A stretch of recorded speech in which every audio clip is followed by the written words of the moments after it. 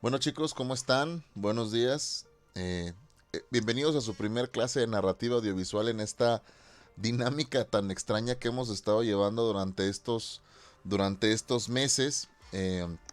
A mí esta fórmula me ha resultado bastante bien y aquí les traigo esta primera clase, este primer video tutorial o clase eh, de narrativa audiovisual. Por ahí ya les mandé la presentación, el link está en Classroom, también les envié el link a el grupo que tenemos en WhatsApp para que más o menos para que vean cómo vamos a estar trabajando durante este tiempo. Déjenme le bajo un poquito al volumen del micrófono, listo.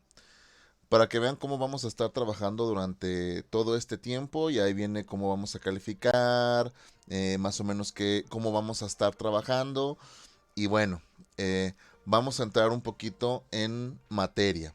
El tema del día de hoy es la contextualización. Bueno, por aquí dejé el intro que hice para la materia, que evidentemente más adelante vamos a ver cómo se hace y todo ese rollo, pero primero vámonos por lo básico. Entonces vamos a hacer a un lado nuestro intro y vamos a entrar un poquito en el contexto. Hoy vamos a hablar acerca de la contextualización, las definiciones de la contextualización y lo importante que es aprender a contextualizar a los demás. Incluso, particularmente en la sociedad mexicana, es súper complicado que podamos transmitir una idea con claridad a los demás.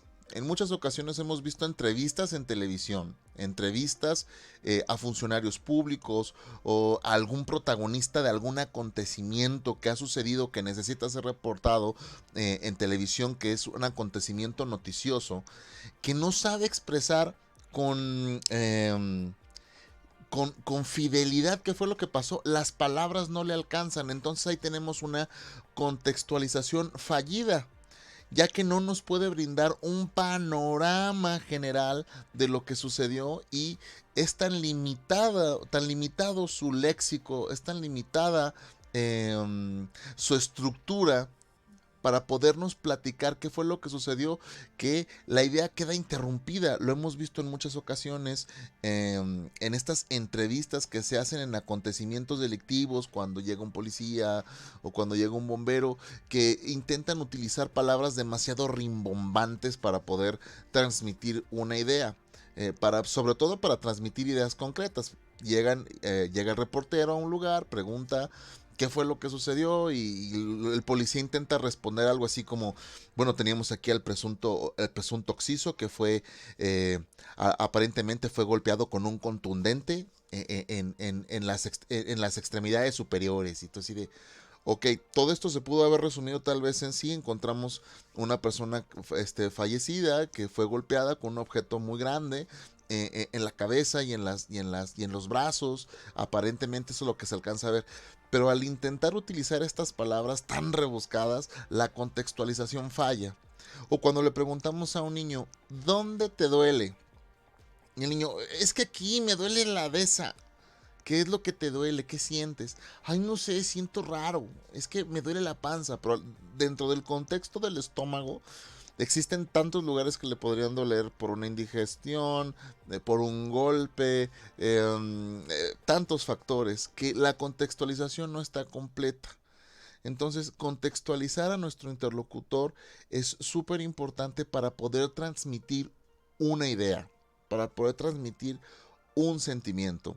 Esto también suele suceder en las parejas cuando una parte de la relación o una de las dos personas en la pareja no puede transmitir sus sentimientos a su contraparte. Imagínense qué tan importante es la contextualización en la vida diaria que se ve reflejada en las parejas. Ahora imagínense la misma dinámica de contextualización aplicada a un video o aplicada a la televisión.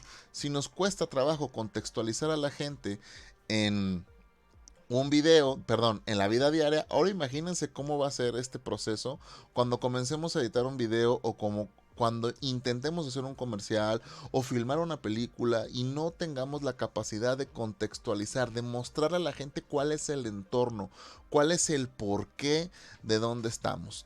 Entonces, bueno, la contextualización se divide en varios tipos. Aquí los podemos ver y vamos a ver un ejemplo de cada uno de ellos. La contextualización geográfica, la contextualización dogmática, la contextualización política, la contextualización económica, la contextualización auditiva, y la mezcla de todas estas es muy importante, porque nosotros podemos tomar solo uno de estos tipos de contextualización, pero la mezcla de todos los tipos de contextualización es lo que hace vibrante, es lo que hace lo que enriquece la creación de un audiovisual. Bueno, entonces vámonos primero con la definición de qué es contextualización. Aquí tenemos la definición, permítanme hacerlo un poquito más grande. Y dice, definición de contextualización. La contextualización es el acto mediante el cual se toma en análisis las circunstancias de una situación, un evento o un hecho, ya sea este público o privado, entiende un conjunto de aspectos relacionados entre sí. En este sentido, para entender un fenómeno aislado es necesario explicarlo dentro de una esfera más global. Entonces, aquí nos está hablando que la contextualización es el acto mediante el cual nosotros analizamos las circunstancias que rodean un hecho, las circunstancias que rodean un entorno, por ejemplo, un entorno geográfico, cómo nosotros podríamos contextualizar a la gente que estamos en la selva o que estamos en el medio oeste. Necesitaríamos imágenes y sonidos o crear un medio ambiente en torno a estos dos lugares para que la gente, a pesar de que nunca haya estado en una selva lluviosa o en un desierto a 50 grados, puede imaginarse que está ahí. Entonces, un evento o un hecho, ya sea este público o privado, vamos a contextualizar qué fue lo que sucedió, qué idea hay detrás del acontecimiento que está pasando para poder contextualizar. En las películas esto es muy común, necesitan presentarnos una serie de argumentos para poder entender el meollo del problema. Vamos al siguiente punto. La contextualización comprende todo aquello que rodea un hecho, el espacio y el tiempo en el cual este hecho está aconteciendo, este evento, y el lugar donde las situaciones suceden. Así, hablamos del contexto de la Revolución Francesa como un espacio y un tiempo muy conflictivos en los cuales las protestas sociales por diversas razones iban en mayor aumento. También podemos hablar del contexto en el que se da una charla, por ejemplo, una entrevista.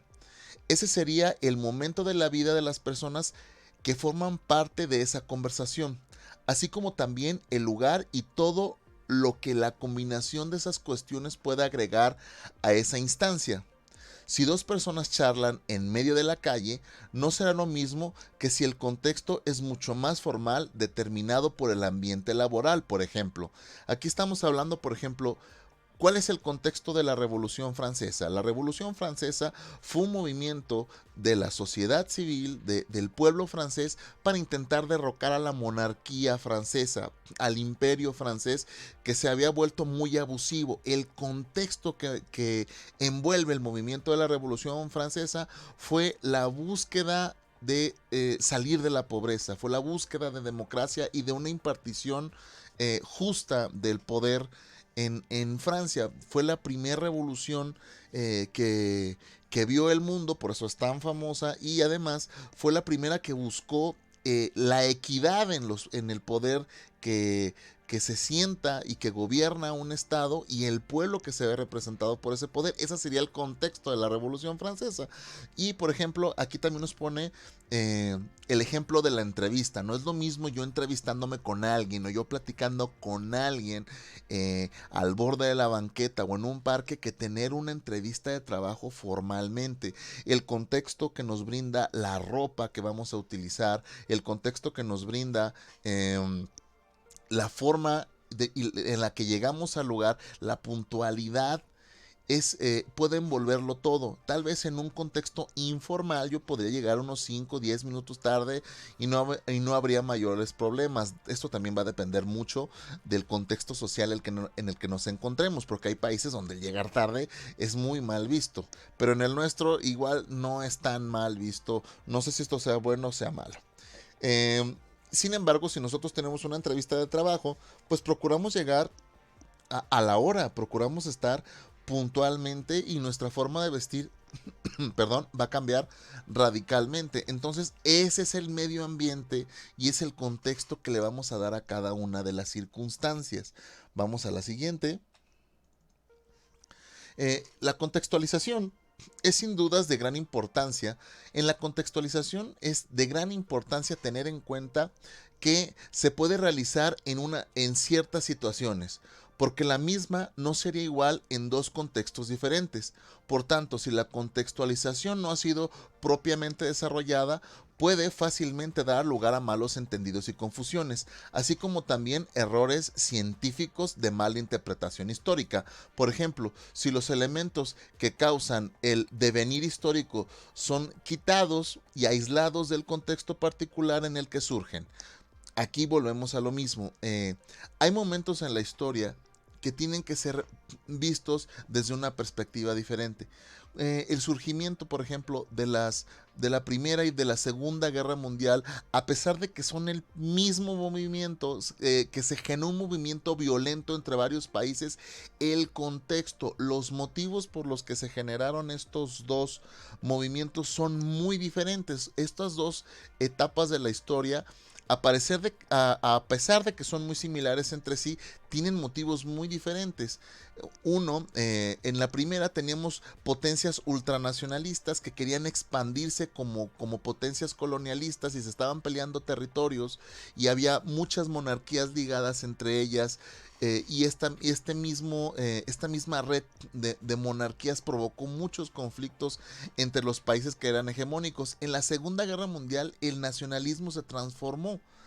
El nacionalismo se derivó en una forma más radical, creando populismo, por ejemplo, y generando corrientes ultrarradicales como el nazismo. Entonces, hay vertientes muy distintas en los dos orígenes de las guerras y provocaron un evento muy similar en sus cualidades violentas y en sus vertientes de agresión de un país a otro. El contexto en el que se dan los dos movimientos es muy distinto. En México también podemos ver estos contextos y en la vida diaria también lo podemos ver. Depende mucho la circunstancia en la que vivimos, poder interpretar el contexto que nos rodea.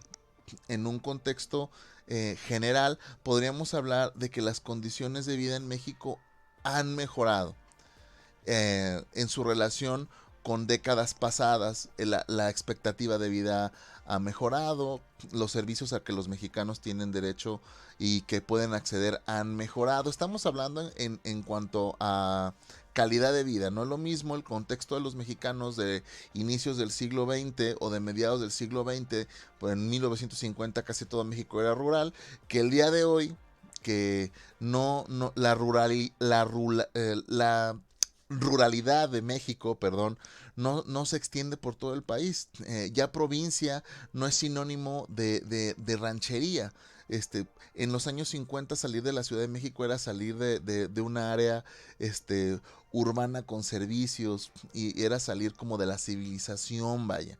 Y hoy en día grandes ciudades por todo el país cuentan con todos los servicios, con urbanización completamente terminada y la calidad de vida ha cambiado. Son contextos muy diferentes. Ambos son mexicanos, los mexicanos de los años 50 y los mexicanos de esta década. Ambos comparten la misma nacionalidad, pero sus contextos y el tiempo en el que desarrollaron sus vidas son muy distintos. Bien, vamos al siguiente. Bien, espero que aquí alcancen a ver. Déjenme hacerlo un poquito más grande, ligeramente más grande. Bien. Los hechos históricos y la contextualización. Si estudiamos un acontecimiento del pasado, podemos hacerlo desde varias perspectivas posibles. De manera simplificada, podríamos decir que caben dos opciones: comprendiendo el contexto en el que se produjeron los hechos o descontextualizando los hechos. Imaginemos que estudiamos los sacrificios humanos de los aztecas. Si los descontextualizamos, podríamos decir que los aztecas eran unos asesinos que ejecutaban sin piedad a sus víctimas. Sin embargo, queremos comprender realmente este fenómeno, tendremos que contextualizarlo. En este sentido, los aztecas adoraban al sol como una divinidad suprema. Pensaban que el sol se apagaba, que si el sol se apagaba, la vida dejaría de existir. En consecuencia, realizaban sacrificios humanos para contentar, entre comillas, al sol. En el análisis histórico se corre el riesgo de valorar el pasado a partir de la mentalidad del presente. Este ejercicio intelectual implica la descontextualización de la realidad histórica. Este proceso es muy importante porque la descontextualización le quita valor a los acontecimientos. Por ejemplo, volviendo a la Segunda Guerra Mundial, cuando los estadounidenses se ven obligados a lanzar la bomba a Hiroshima y Nagasaki, si quitamos todo el contexto previo, el hecho de haber arrojado una bomba a estas dos ciudades es muy malo. Es muy malo porque la muerte masiva de muchos ciudadanos porque se experimentó con un arma que tenía la potencialidad de desaparecer y borrar de la faz de la tierra una ciudad completa con todos sus habitantes. Pero ¿cuál fue el contexto previo? ¿Por qué los estadounidenses se vieron obligados a lanzar esta bomba? Bueno, la campaña en el Pacífico había sido sumamente larga y desgastante y los estadounidenses ya habían librado dos guerras, una guerra en Europa y ahora estaban librando una guerra en el Pacífico, y tomar cada una de estas islitas en el Pacífico como Okinawa, Iwo Jima, esta batalla tan sonada, de Midway, por ejemplo, ya les había cobrado una enorme cantidad de vidas. Ya no tenían recursos técnicos y ya no tenían hombres para poder invadir Japón de la forma tradicional. Los estadounidenses encontraron una salida rápida en el momento de arrojar la bomba. Fue tal vez una decisión muy controversial, es una decisión muy controversial la que se tomó, pero de alguna manera se vieron orillados, entre comillas, por la falta de recursos de haber peleado dos guerras tan largas y por haber tenido tantos sacrificios humanos, por haber perdido tantos hombres. Ese es el contexto del por qué se lanzó la bomba. La decisión la tomaron y ya nosotros la podemos juzgar a la distancia de haber sido buena o haber sido mala o haber sido apresurada, pero tuvo consecuencias muy graves esta decisión. Por lo tanto, el lanzamiento de las dos bombas nucleares tuvo un contexto, ese sería el previo. Entonces, una vez que entendemos la presión a la que estaban sometidos los mariscales y los capitanes y los coroneles estadounidenses que decidieron tomar esta decisión y mandar aquel avión, el famoso, mandar este bombardero B-51 a sobrevolar la territorio japonés, fue para detener la guerra más rápido. Realmente creo que ni siquiera ellos sabían las terribles consecuencias que esta arma podía tener, pero pues bueno, ahora con el contexto podemos tomar podemos tener un mejor criterio en cuanto al lanzamiento de la bomba, si fue bueno, si fue malo, etcétera, pero ya nos podemos fundamentar. El texto y el contexto en la literatura. Los fenómenos literarios tienen un cierto parecido con los históricos. Una novela romántica del siglo XIX sería una novela romántica sería comprendida si el lector es capaz de valorar todo lo que envuelve la novela. El estilo literario de la época, la moda y los valores. Si nosotros nos ubicamos, si estamos leyendo una novela histórica ubicada en el siglo XVIII o el siglo XVI, esta novela histórica va a tener modas, modismos y va a tener muchas de las costumbres que se utilizaban en esta época. Hay que contextualizarnos en esa época. Hay que darnos cuenta que a lo mejor era muy difícil transportarse en esa época, tomar un caballo y una carreta y moverse de un pueblo a otro realmente implicaba un esfuerzo mayor de lo que hoy significa trasladarnos del punto A al punto B. A eso se refiere el contexto en la literatura y esto aplica también cuando vemos una película. Esto también aplica cuando estamos viendo una serie de televisión de época en un lugar y en un tiempo en el que nosotros no nacimos y que no alcanzamos a comprender. Hay que darle chance a que se cree un contexto. Bueno, vamos a regresar al tamaño normal para poder seguir avanzando en las diapositivas. La identidad personal y la contextualización. Para comprender a una persona es necesario analizar que todo aquello que lo rodea, es decir, su contexto social. En consecuencia, podemos saber si es alguien que conocemos, la realidad de su país, su nivel de cultura, sus lazos familiares y afectivos, su clase social y el momento histórico en que vive. Fíjense todo el contexto que puede englobar a una persona para saber si realmente la conocemos. Esto también aplica en la creación de un personaje para un cortometraje o para una película. ¿Qué contexto rodea a ese personaje? Al héroe, al villano, a la damisela en peligro, al antihéroe. Entonces, información sacada de contexto. Me parece que no lo hice más grande. Ya, ahí está para que alcancen a ver. Información sacada de contexto. En la actividad periodística, los profesionales informan sobre uno de los hechos a la ciudadanía. La información debería ser veraz y rigurosa.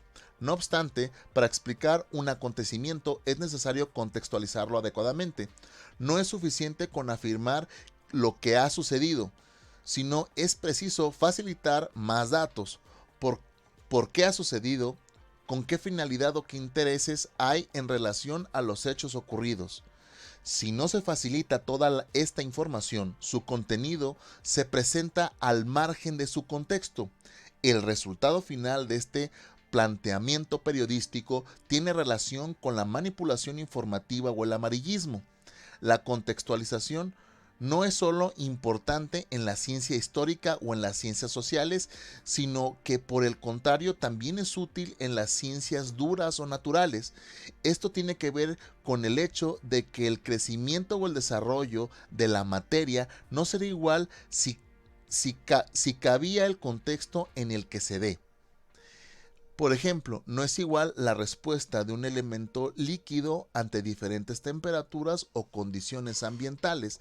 La contextualización, como lo dice aquí, aplica a muchísimos rubros, no solo en las ciencias sociales, aplica en la vida diaria, aplica en las ciencias de la comunicación, aplica al periodismo. El contexto en el que nosotros damos una noticia puede hablar muy bien o muy mal de ella, o puede ayudar a que el interlocutor la interprete de forma positiva o de forma negativa. Depende el contexto que yo le brindo y el entorno y el medio ambiente que puedo transmitirle a mi espectador. Entonces ya vimos que la contextualización puede aplicar. Aquí ya vamos a ver una serie de imágenes que nos van a llevar a varios tipos de contextualización. Por ejemplo, primero vámonos a la primera que vamos a ver es contextualización política. Aquí está contextualización política y por ejemplo, aquí tenemos una imagen del Parlamento alemán. Entonces, ¿qué es lo que nosotros vemos en esta imagen? Primero, lo que alcanzo a apreciar es que el color más predominante es el azul y las sillas están acomodadas en un semicírculo, de manera que todos alcancen a ver de que todos alcancen a ver al centro del Parlamento, donde alguno de los diputados o senadores alemanes va a poder pronunciarse o va a poder proclamar o va a poder debatir. Entonces hay una ecuanimidad, no todos aparentemente tienen la misma oportunidad de ver y la misma oportunidad de opinar, y el color blanco y el color azul son los predominantes en el Parlamento alemán. Entonces, recuerden que hay una teoría del color que nos habla acerca de que estos tonos fríos y estos tonos azules son sinónimo de sabiduría y son sinónimo de tranquilidad. En un lugar donde se debaten ideas tan intensas como un parlamento, pues es importantísimo tener esta mezcla de color. Pero fíjense cómo nos contextualiza inmediatamente hacia la sabiduría, hacia la congregación y hacia la equidad, porque todos pueden ver, todos tienen oportunidad de pasar, etcétera. Vemos esta águila del escudo alemán, de la Alemania moderna, que enmarca todo el parlamento en un edificio súper moderno. Fíjense qué moderno se ve este edificio, muy distinto a otros parlamentos o a otras cámaras de diputados y senadores en otros países, donde generalmente son edificios históricos o edificios viejos que nos hablan como de una tradición, pero que ciertamente en algunos momentos se puede ver como medio caduca, ¿no? como medio vieja. Aquí nos habla mucho de modernidad y el edificio es bastante grande. Esto también nos habla, nos contextualiza de un país con un nivel económico bastante bueno. Vean su parlamento, vean la limpieza de su parlamento, el diseño nos habla de aquellas estructuras alemanas perfectamente diseñadas, de esa limpieza y de ese poder económico de una de las economías más grandes del mundo y de Europa, ¿no? Entonces, eso tratan de manifestarlo en su parlamento y creo que la imagen bien nos contextualiza. Vámonos a otro tipo de imagen. Por ejemplo, aquí ya tenemos otro tipo. Vamos a seguir con las imágenes de contextualización política. Estamos en contextualización política y por ejemplo aquí podemos ver otro tipo de contextualización. Aquí podemos observar una manifestación y de apoyo para el Partido de los Trabajadores en China.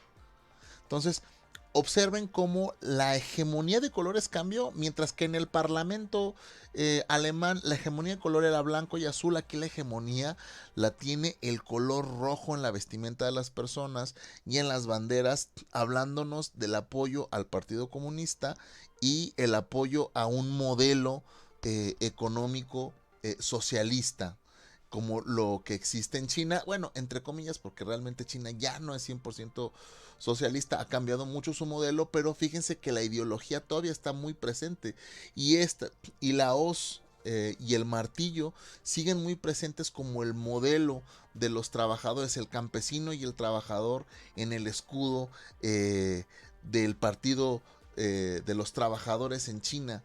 Toda esta ideología roja que envuelve estos colores, o sea, el color rojo ya de por sí es un color con una frecuencia de onda muy alta. Los seres humanos estamos diseñados genéticamente para reaccionar al color rojo.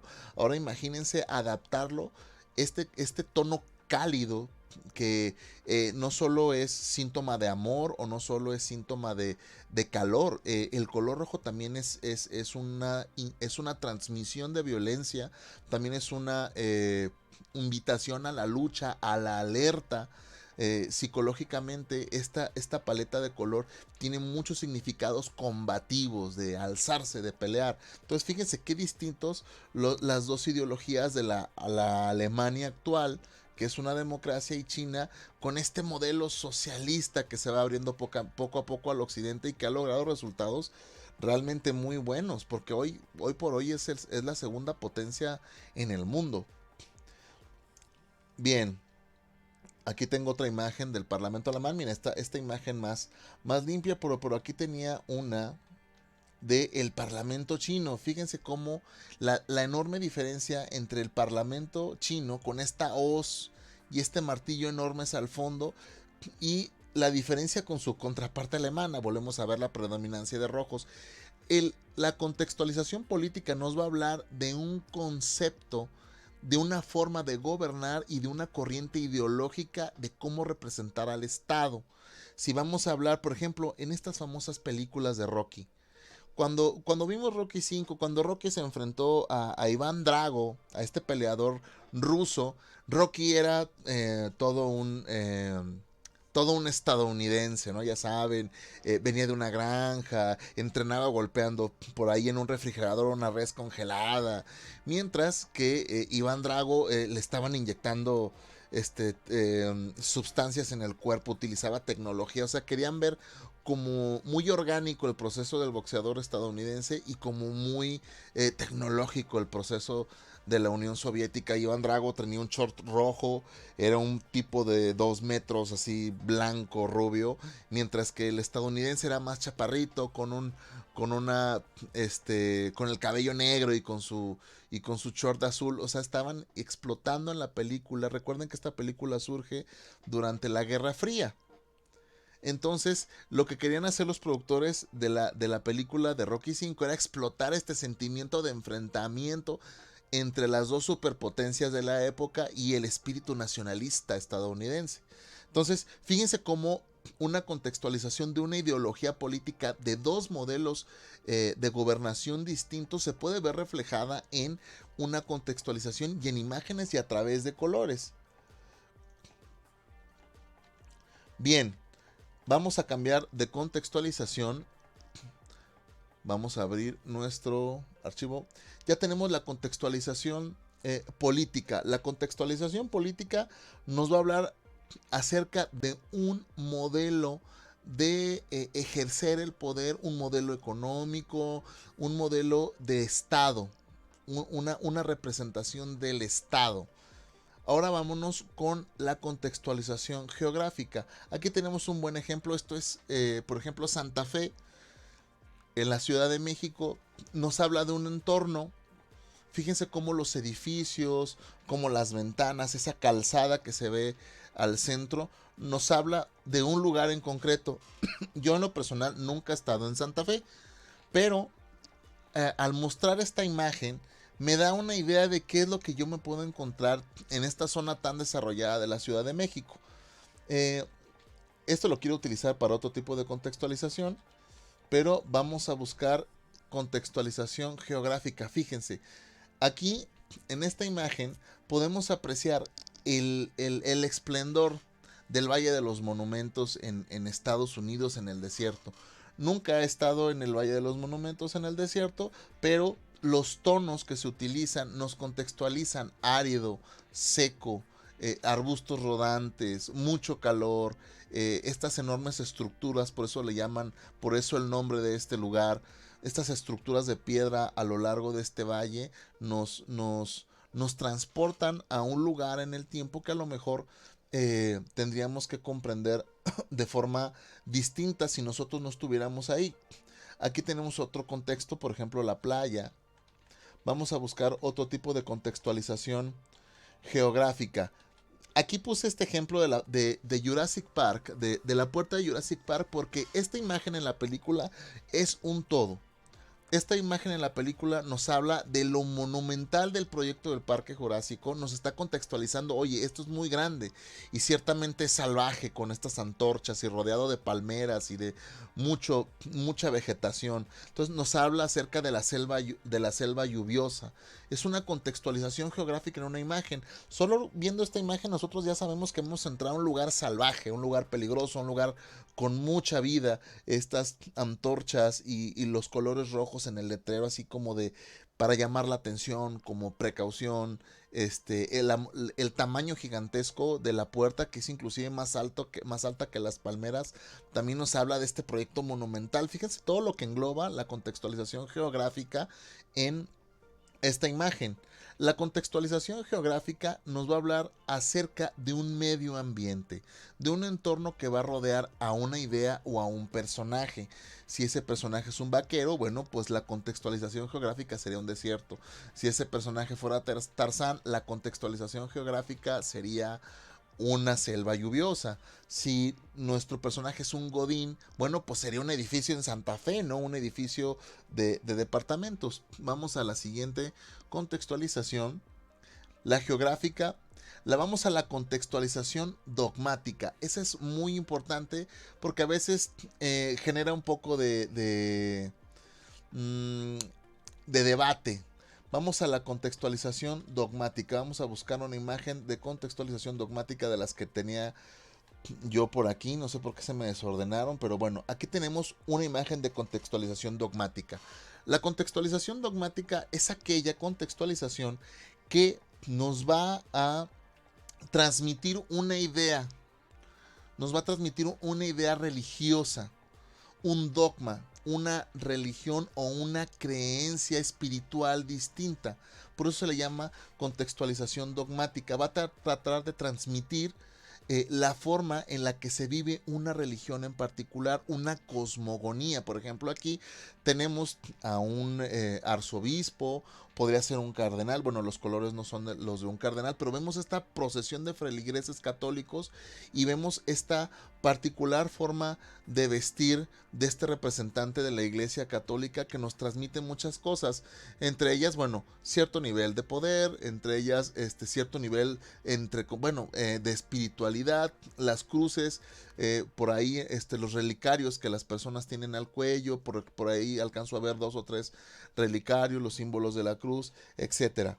Vámonos a otro ejemplo. Aquí podemos ver otro ejemplo de contextualización dogmática dentro de esta iglesia, este retablo tan elaborado donde se tiene esta imagen de un santo al fondo, el Cristo al fondo. Es una imagen que inmediatamente nos transporta a la creencia católica, pero fíjense todo lo que enmarca. Entonces, la contextualización dogmática va a tratar de darnos y generar un medio ambiente de acuerdo a una religión o de acuerdo a una creencia en particular. Pero tenemos muchos tipos de contextualización. Por ejemplo, veamos aquí, también es una contextualización dogmática, pero aquí saltamos del catolicismo al budismo y vemos a dos monjes lamas atendiendo a esta imagen de Buda,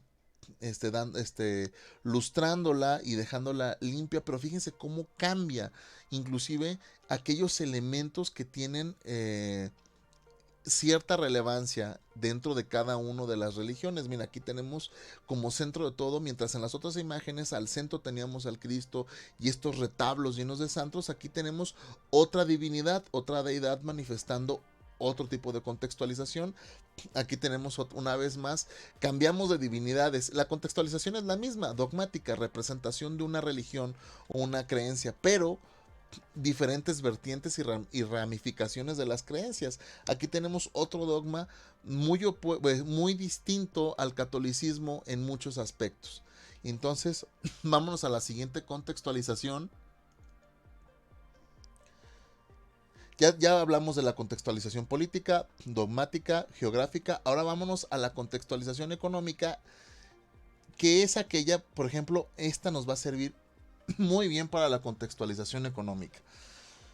Cuando nosotros hablamos acerca de lo boyante que puede ser una ciudad o de el nivel económico de una ciudad, lo primero que vemos es una panorámica de esta ciudad. Por ejemplo, aquí tenemos Santa Fe en la Ciudad de México. Nos habla de una zona que se ha desarrollado económicamente, una zona que su nivel adquisitivo ha subido y de un ingreso per cápita mayor. La contextualización económica nos va a hablar acerca de los modelos de desarrollo económico, de la percepción de una persona en el trabajo en cuanto a su pago, de cómo vive, cuánto gasta, en dónde vive. Todo esto nos habla de un nivel económico. Entonces, cualquier persona que vea esta imagen y diga que vive en uno de estos edificios en Santa Fe, ya más o menos te ubica en qué zona de la contextualización está, si es clase media, si es clase alta, si es clase baja. Sin embargo, por aquí traía otra imagen, también cerca de Santa Fe, en la Ciudad de México, otra contextualización económica. Solo con ver esta imagen, es la misma ciudad, pero son dos lugares distintos, es la misma ciudad. O sea, el contexto general es el urbano, es el mismo territorio, es la Ciudad de México. Pero aquí tenemos una contextualización económica que nos habla de una clase media baja, de una clase baja. Entonces, fíjense cómo el contexto lo es todo.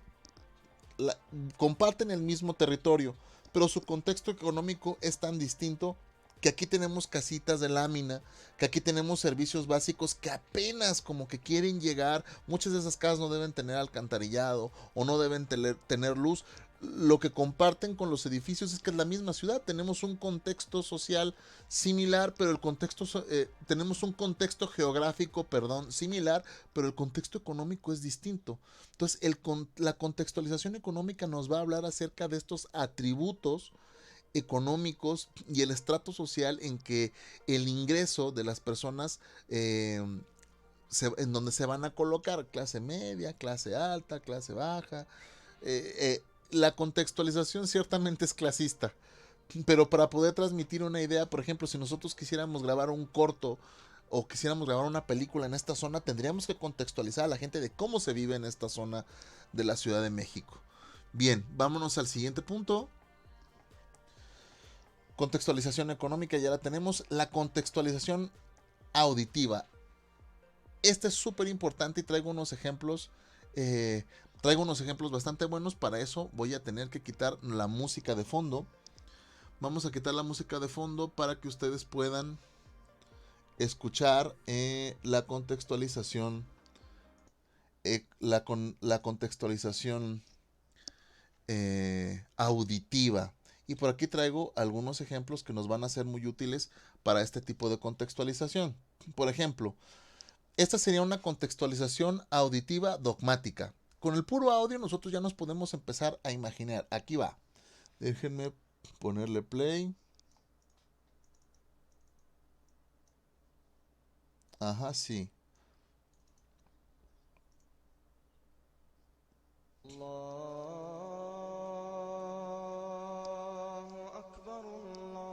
Le voy a subir un poquito el volumen.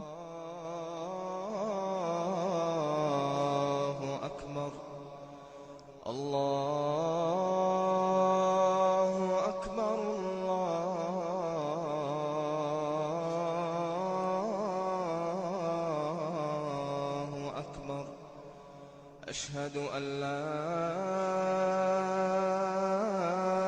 إله إلا الله أشهد أن لا إله إلا Bien, creo que con eso es suficiente. Le voy a volver a bajar un poquito al audio de la musiquita. Fíjense cómo nos transporta este llamado a orar, este llamado del Corán a orar. Nos lleva, nos teletransporta inmediatamente a Medio Oriente. Solo el audio orar respaldado con imágenes. Imagínense todo lo que se puede hacer cuando se mezclan las contextualizaciones. Aquí tenemos un buen ejemplo de contextualización. Aquí tenemos otro ejemplo de contextualización auditiva. Déjenme darle play y le damos.